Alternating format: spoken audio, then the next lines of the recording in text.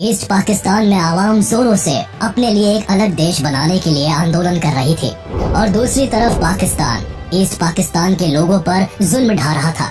मर्दों को मारा काटा जा रहा था और औरतों पर तरह तरह के अत्याचार किए जा रहे थे। ऐसे में लगभग 1 करोड़ लोग ईस्ट पाकिस्तान से भागकर भारत में शरण ले चुके थे। ऐसी सिचुएशन में भारत को ना चाहते हुए भी पाकिस्तान के सिविल वॉर में इन्वॉल्व होना पड़ा। लेकिन भारत ने इस युद्ध में हथियार तब तक नहीं उठाए थे जब तक कि पाकिस्तान ने खुद आगे बढ़कर भारत के खिलाफ युद्ध नहीं छेड़ दिया। पाकिस्तान को जवाब देना जरूरी था और इसके लिए भारतीय सेना तैयार बैठी थी। इसके बाद 1971 के वॉर में ना तो सिर्फ भारत विजयी हुआ बल्कि एक नया देश बना, बांग्लादेश। हालांकि इस युद्ध में सिर्फ बांग्लादेश का जन्म ही नहीं हुआ था बल्कि एक और सुखद घटना हुई थी जब यूएसएसआर भारत के खिलाफ खड़े यूएस और यूके के विरुद्ध भारत का साथ देने के लिए बे ऑफ बंगाल में अपने मिसाइल्स और न्यूक्लियर सबमरीन्स के साथ आ खड़े हुए। लेकिन सवाल यह है कि आखिर यूएसएसआर को आगे क्यों आना पड़ा? ऐसा क्या हुआ था कि यूएस ने पाकिस्तान का साथ देने के लिए भारत को बे ऑफ बंगाल में घेरना शुरू कर दिया था? और क्यों यूएस और यूके की एयरक्राफ्ट कैरियर्स पाकिस्तान को युद्ध में छोड़ भाग खड़ी हुई? 1971 एक ऐसा वक्त था जब आधी दुनिया भारत के खिलाफ खड़ी थी, भारत को घेरने की कोशिश कर रही थी। उस समय यूएसएसआर ही एक ऐसा देश था जिसने भारत के लिए दुनिया से दुश्मनी ले ली थी। भारत पाकिस्तान वॉर के बीच एक समय ऐसा आया जब चाइना, ब्रिटेन और अमेरिका एक साथ भारत के खिलाफ खड़े हो गए थे। अमेरिका ने भारत के खिलाफ अपना टास्क फोर्स 74, जिसे 7th फ्लीट भी कहा जाता था, को मैदान में उतार दिया था। ऐसे में रशिया ही एकमात्र ऐसा देश था जिसने न सिर्फ अमेरिका को इस युद्ध में शामिल होने से रोका बल्कि चीन को भी भारत के खिलाफ शामिल होने नहीं दिया।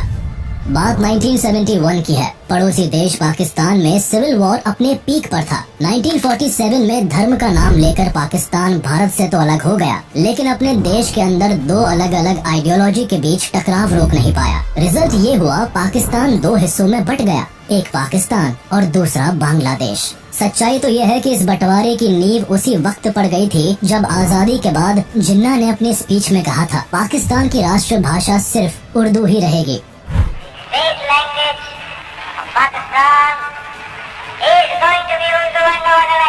दिक्कत की बात ये थी कि ईस्ट पाकिस्तान में ज्यादातर आबादी बांग्ला भाषी की थी। ऐसे में उर्दू के राष्ट्र भाषा बनने से ईस्ट पाकिस्तान के लोग खुश नहीं थे। ईस्ट पाकिस्तान वेस्ट के कंपैरिजन में इकोनॉमिकली ज्यादा संपन्न था। यहाँ बांग्ला बोलने वाले लोगों की संख्या अधिक थी। वहीं वेस्ट पाकिस्तान में ज्यादातर उर्दू बोली जाती थी और इधर के लोगों की मेंटालिटी भी अलग थी। ये खुद को सुपीरियर मानते थे, बात बात पर ईस्ट पाकिस्तान के साथ भेदभाव करते थे। यहाँ तक गवर्नमेंट की पॉलिसी और मिलिट्री का पावर भी इन्हीं वेस्टर्न पाकिस्तानियों के हाथ में थी। इसके बाद 1970 में पाकिस्तान में चुनाव हुए। ईस्ट पाकिस्तान की अवामी लीग पहली बार 313 में से 167 वोट पाकर चुनाव जीत गई। पार्टी की ओर से मुजीबुर रहमान को प्रधानमंत्री बनाने की तैयारियां हो रही थी, लेकिन वेस्ट पाकिस्तान को ये बात अच्छी नहीं लगी। पाकिस्तान की मिलिट्री, पाकिस्तान इलेक्शन कमीशन और वेस्ट पाकिस्तानी लीडर्स सब ने एक साथ मिलकर इलेक्शन को ही कैंसिल कर दिया। चुनाव जीत जाने के बाद भी मुजीबुर रहमान को कुर्सी नहीं दी गई। जो डिस्क्रिमिनेशन ईस्ट पाकिस्तान सालों से महसूस करता आया था, इलेक्शन कैंसिल होने के बाद उसे देख भी लिया था। ईस्टर्न पाकिस्तान के लोग इस भेदभाव को सहन नहीं कर पाए और उन्होंने पाकिस्तान के खिलाफ बगावत कर दी और अपने लिए एक इंडिपेंडेंट देश बांग्लादेश की मांग कर दी।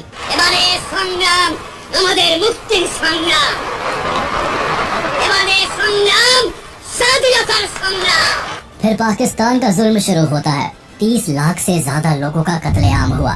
लाखों औरतों की आबरू लूटी गई। स्कूल, हॉस्पिटल, हर तरफ पाकिस्तान की सेना निर्दोषों पर लाठियां और गोलियां बरसा रही थी। लाखों की संख्या में लोग पाकिस्तान से भागकर भारत में प्रवेश करने लगे।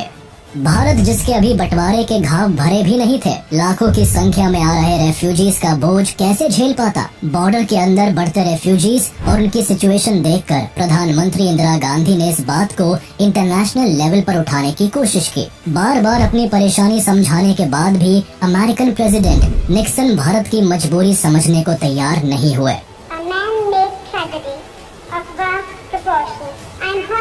By the tormented faces in our overcrowded refugee camps, reflecting the grim events which have compelled the exodus of these millions from East Bengal. इधर पाकिस्तान के अंदर वायलेंस लगातार बढ़ता रहा। लेकिन पाकिस्तान ईस्ट पाकिस्तान में होने वाले जुल्मों की जिम्मेदारी लेने की बजाय पूरी दुनिया से अपनी सच्चाई छुपाने पर लगा हुआ था। ईस्ट पाकिस्तान पर जुल्म ढाने के साथ साथ पाकिस्तानी आर्मी ने भारत के खिलाफ अटैक भी प्लान कर रखा था। इसी प्लान के हिसाब से 3 दिसंबर को पाकिस्तानी एयरफोर्स ने भारत के 11 एयरफील्ड्स पर बमबारी करी और इसके अलावा कश्मीर के कई आर्मी बेसिस में भी अटैक किए गए। लेकिन पाकिस्तानी आर्मी को जितने सक्सेस की उम्मीद थी उतनी नहीं मिली और न ही इंडियन एयरफोर्स न्यूट्रलाइज हो सकी, बल्कि उल्टे भारतीय सैनिक और अधिक क्रोध से भर गए और पाकिस्तान को युद्ध का जवाब देने के लिए तैयार हो गए। जवाब में भारत ने भी अपनी तरफ से 4 दिसंबर को पाकिस्तान के खिलाफ वॉर डिक्लेयर कर दिया। अमेरिका जो पहले से ही पाकिस्तान की तरफदारी में था, वो नहीं चाहता था भारत पाकिस्तान के खिलाफ युद्ध लड़े। भारत ने नॉन अलाइनमेंट पॉलिसी को चुना जरूर था, लेकिन हमारे देश के रिश्ते यूएसएसआर के साथ हमेशा से अच्छे रहे थे। उधर दूसरी तरफ अफगानिस्तान और चीन ऑलरेडी यूएसएसआर के साथ आ चुका था और कम्युनिज्म को खुलकर सपोर्ट कर रहे थे। ऐसे में अमेरिका एशिया में कम्युनिज्म को कंटेन करने के लिए पाकिस्तान को अपना एलाय बना लेता है। पाकिस्तान अमेरिका के लिए कोल्ड वॉर में साउथ एशिया में हॉट सीट था, जिसे अमेरिका हर हाल में सपोर्ट करना चाहता था। लेकिन भारत के इरादे साफ थे। ईस्ट पाकिस्तान के साथ हुए अन्याय ने इंदिरा गांधी को अंदर से झकझोर कर रख दिया था और उन्होंने ईस्टर्न पाकिस्तान को फ्रीडम दिलाने का निर्णय ले लिया था।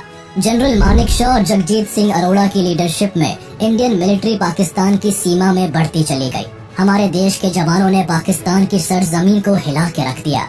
मन ही मन अब पाकिस्तानी आर्मी उस दिन को कोस रहे थे जब उन्होंने भारतीय शेरों से उलझने का सोचा था। पाकिस्तान का ये हाल देखकर अमेरिका बौखला चुका था। अमेरिका को अब लगने लगा था कि भारत कहीं वेस्ट पाकिस्तान को भी ना कैप्चर कर ले। इसीलिए वॉर के बीच भारत के सभी दुश्मन देश एक साथ मिलकर पाकिस्तान की मदद में आ गए। अमेरिका भारत पर दबाव बनाने की कोशिश करने लगा। अमेरिकन प्रेसिडेंट रिचर्ड निक्सन ने इंडियन एम्बेसडर LK झा को बुलाकर अपने तरफ करने की कोशिश की और साथ भारत यूएसए के अच्छे संबंधों की आगे बढ़ाने की बात की। लेकिन इन बातों से यूएसए का मतलब साफ था कि अगर पाकिस्तान भारत का युद्ध हुआ तो यूएस भारत के साथ खड़ा नहीं होगा। निक्सन ने ये भी कहा था कि अगर यूएसएसआर के साथ भारत की ट्रीटी है तो अमेरिका भी पाकिस्तान के साथ जुड़ा हुआ है। दरअसल पाकिस्तान अमेरिका के सेंटो एंड सिएटो ट्रीटी के तहत जुड़ा हुआ था। एक तरफ भारत की मिलिट्री पाकिस्तान के खिलाफ कार्रवाई कर रही थी, उसी समय भारत की प्रधानमंत्री इंदिरा गांधी रामलीला मैदान में एक बहुत बड़ी जनसभा में भाषण दे रही थी। उन्होंने खुलेआम कहा कि कुछ बाहरी ताकतें हमारे देश को धमकाने का काम कर रही है, लेकिन हम डरने वालों में से नहीं है। उनका मुंह तोड़ जवाब दिया जाएगा। हम आज सारी दुनिया में जो दबे हैं, सारी दुनिया में जो वर्षों से, आज के नहीं, जो सदियों से दबाए गए हैं, चाहे वो अपने दबाएपन को न पहचान सके, वो अपनी गुलामी को नहीं पहचान सके, लेकिन हम पहचानते हैं और हम जानते हैं कि उससे आज हम नहीं लड़ेंगे तो यही धक्का हमको लगेगा। दरअसल पाकिस्तान की तबाही से अमेरिका खींच उठा था। 9 दिसंबर को अमेरिका ने यूनाइटेड नेशंस में चीन को रिप्रेजेंट कर रहे हुआंग हुआ को मीटिंग के लिए इनवाइट किया। मीटिंग में हेनरी किसिंजर जो अमेरिका की फॉरेन पॉलिसी में एडवाइजर थे, उन्होंने हुआंग हुआ के सामने पाकिस्तान की दुर्दशा का बखान किया और कहा अब जरूरत है चीन पाकिस्तान की मदद करने के लिए आगे आकर भारत के खिलाफ मिलिट्री ऑपरेशन स्टार्ट करे। इसके बाद अगर यूएसएसआर चाइना के खिलाफ कोई कदम उठाएगा तो यूएसए चाइना को प्रोटेक्ट करेगा। हुआंग हुआ अमेरिका की इस राजनीति को समझ चुके थे। उन्होंने इस वॉर में पाकिस्तान के साथ खड़े रहने की बात की, लेकिन किसी प्रकार की लड़ाई में शामिल होने से मना कर दिया। बौखलाए अमेरिका के ईस्टर्न पाकिस्तान से अमेरिकी नागरिकों को निकालने के बहाने टास्क फोर्स 74 को वियतनाम से बंगाल की खाड़ी की तरफ भेज दिया। USS एंटरप्राइज उन दिनों विश्व का सबसे बड़ा एयरक्राफ्ट कैरियर था। इस एयरक्राफ्ट में 70 फाइटर जेट्स और बॉम्बर्स थे। इसके अलावा इसके साथ guided missile cruiser USS King, guided missile destroyers USS Decatur, Parsons and Tartar SAM और असॉल्ट शिप USS ट्राइपोली भी थे। भारत के पास उस समय एकमात्र एयरक्राफ्ट कैरियर INS विक्रांत था, जिसकी तुलना में अमेरिका का 7th फ्लीट बेड़ा काफी बड़ा और पावरफुल था। वॉर शुरू होने से 4 महीने पहले 9 अगस्त 1971 को ही इंडिया ने रशिया के साथ Indo Soviet treaty of friendship and cooperation of 1971 पर सिग्नेचर कर लिया था, जिसमें एक नियम ऐसा भी था कि जब भी भारत पर कोई फॉरेन पावर अटैक करेगा तब USSR को भारत की रक्षा करनी ही होगी। सोवियत इंटेलिजेंस ने ये बात पता कर ली कि ब्रिटिश और अमेरिकन ने मिलकर भारत को बे ऑफ बंगाल में घेरने की प्लानिंग कर रखी है। इसके लिए ब्रिटेन अपने एयरक्राफ्ट कैरियर HMS ईगल के साथ हजारों टन बम और डिस्ट्रॉयर्स लेकर वेस्ट साइड से भारत को घेरने की कोशिश कर रहे हैं। वही American aircraft carrier bay of Bengal में बांग्लादेश की तरफ से भारत को उलझाने के लिए निकल पड़ा है, जिसके बाद सोवियत गवर्नमेंट भारत की मदद के लिए तुरंत जुट जाते हैं। वहीं दूसरी ओर 10 दिसंबर को इंडियन इंटेलिजेंस एजेंसी के हाथ अमेरिकन प्रेसिडेंट का वो मैसेज हाथ लगा जिसे उन्होंने अपने सेक्रेटरी किसिंजर के लिए भेजा था, जिसमें लिखा हुआ था कि उनका 75,000 टन न्यूक्लियर एयरक्राफ्ट कैरियर अपने निर्धारित स्थान पर पहुंच गया है। इसके अलावा कुछ और बातें भी सामने आई, जिसमें अमेरिकन प्रेसिडेंट निक्सन ने कहा था कि जब तक भारतीय सैनिक पूरा पाकिस्तान छोड़कर वापस नहीं चले जाएंगे तब तक वह वॉरशिप आगे बढ़ता ही रहेगा। अब अमेरिका की मंशा साफ हो गई थी। इसके तुरंत बाद इंडिया ने सिक्योरिटी ट्रीटी के तहत मॉस्को से मदद मांगी। इसके बाद 13 दिसंबर को USSR ने एडमिरल व्लादिमीर क्रुगल्याकोव की कमांड में एक 10th ऑपरेटिव बैटल ग्रुप के अंडर न्यूक्लियर आर्म्ड फ्लोटिला भेजा।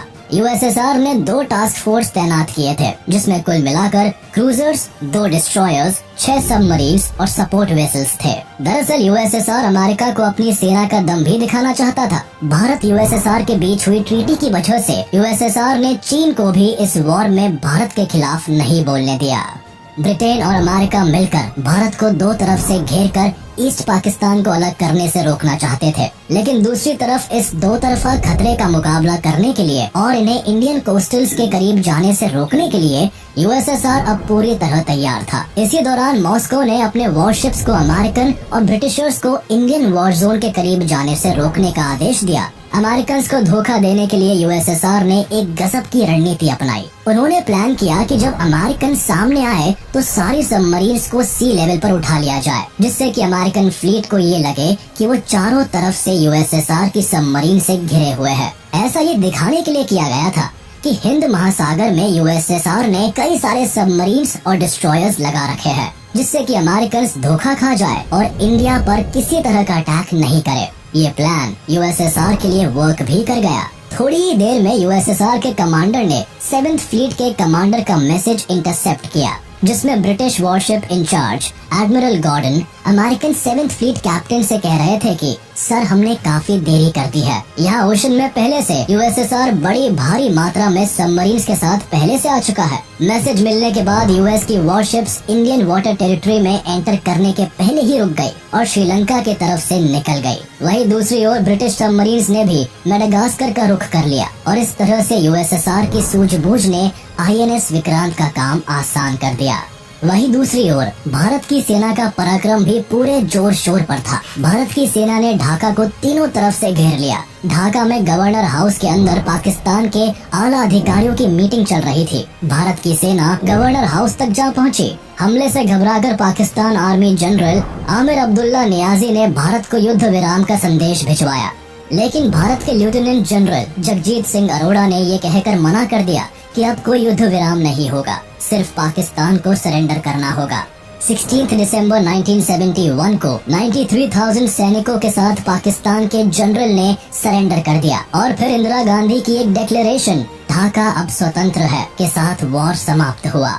लेकिन एक सवाल हर इंडियन के मन में जरूर उठता है कि आखिर अमेरिका ने भारत के खिलाफ अपना टास्क फोर्स क्यों उतार दिया था। दरअसल इंडिया की USSR से बढ़ती हुई नजदीकियां अमेरिका को खल रही थी। ये वो दौर था जब USSR अपने पांव बड़े कर रहा था और ये बात सुपर पावर अमेरिका को बिल्कुल भी अच्छी नहीं लग रही थी। भारत पाकिस्तान वॉर में एक तरफ जहां अमेरिका, चाइना और ब्रिटेन पाकिस्तान की मदद कर रहे थे, वहीं USSR भारत के लिए एकमात्र सहारा बना हुआ था। अमेरिका के भारत पर खफा होने की एक वजह अमेरिकन प्रेसिडेंट निक्सन की रेसिस्ट सोच भी थी। अमेरिका को इस बात का भी डर था कि अगर पाकिस्तान में भारत जीत गया तो एशिया में USSR का विस्तार और अधिक बढ़ जाएगा।